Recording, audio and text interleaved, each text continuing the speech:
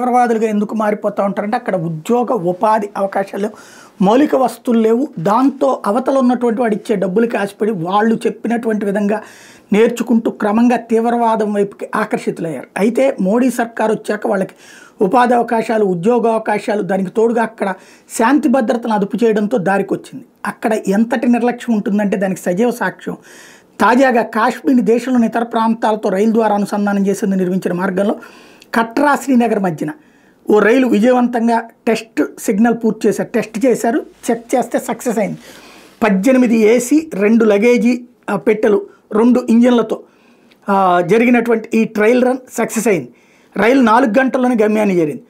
కొత్త బ్రాడ్గేజ్ మార్గాన్ని ప్రారంభించేందుకు రైల్వే భద్రతా కమిషనర్ కూడా అనుమతించారు. అది చెక్ చేశారు. దాంతో కన్ఫర్మ్ అయిపోయింది. యాక్చువల్గా ఈ రైలు మార్గం రావాల్సింది 1997లో దీన్ని ప్రారంభిస్తే కనీసం 2002కో 2003కో అవ్వాలి, అవ్వలేదు. అది అసలు సమస్య. ఇక్కడ 96, 97 సందర్భంలో ప్రారంభమైనటువంటిది ఆ తర్వాతన పట్టించుకోకపోవడం సమస్య అయింది.